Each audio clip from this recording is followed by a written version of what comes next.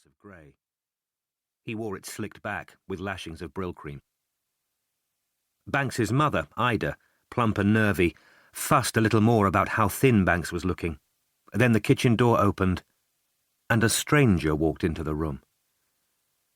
"Kettle's on, Mrs. B. Now, who have we got here? Let me guess. This is our son, Jeff.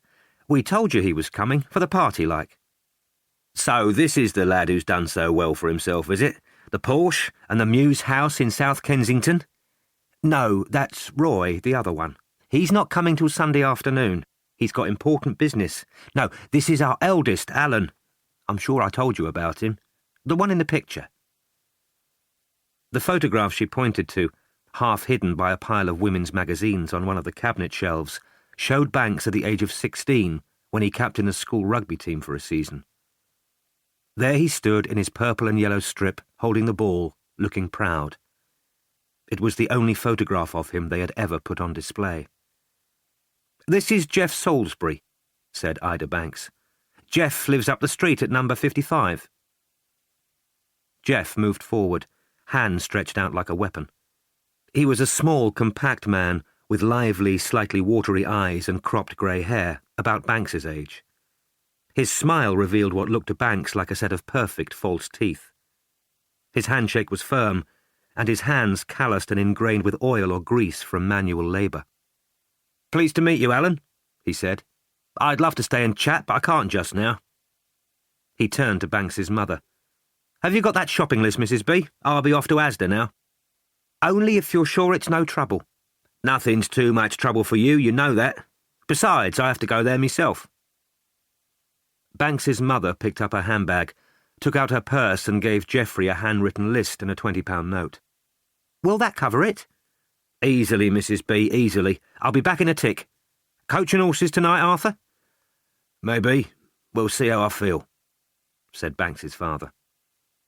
On closer examination, he did look tired and drawn, Banks thought, more than when he had last seen him in the summer. His eyes had the look of milky marbles, and his skin was the colour of porridge. It could be the strain of preparing for the upcoming party. Arthur Banks, while gregarious enough in the pub, had never liked a house full of relatives. But most of the organisation, Banks guessed, would have fallen to his mother.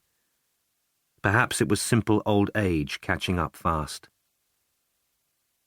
Jeff Salisbury left, and Banks saw him go up to the red Fiesta with the rusted chassis, parked behind Banks's Renault.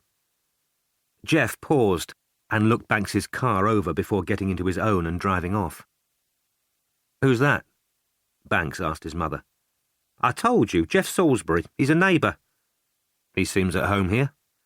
"I don't know what we'd do without him," said Mrs. Banks. "He's just like a son to us. Anyway, sit yourself down. Have a cuppa." Banks sat, and his mother poured. "So, Roy's not coming till Sunday, then?" he said. "No. He rang us last night, didn't he, Arthur?" She said it as if it was some momentous event. Arthur Banks nodded. "He's got an important business meeting all day Saturday," she went on. "Something to do with some Yanks flying in, and they have to be back in New York by evening, I don't know. Anyway, he says he should be here by Sunday lunchtime." "Good of him to bother," Banks muttered. His mother cast him a long-suffering glance. Banks knew she had been used to the brothers bickering when they both lived at home, and it was no surprise whose side she usually took. "What time are you planning on starting the party?" Banks asked. "We told everyone to come about 6 o'clock. That'll give us time to clear up and get things ready after lunch. By the way, I don't suppose you've heard yet, but Mrs. Somerville passed away." She announced it in the sort of soft and solemn tones generally reserved for those who had passed away. "I'm sorry to hear it," said Banks. Mrs. Somerville was the mother of the first girl he had ever slept with, though he had always believed that neither the late Mrs. Somerville nor his own mother knew that. "What did she die of?" "It wasn't anything suspicious, if that's what you're thinking." "Perish the thought." His mother studied him, frowning. "Yes, well, it was a blessing, really. She'd been very poorly. Died in her sleep, according to Alice Green." "Still," said Banks.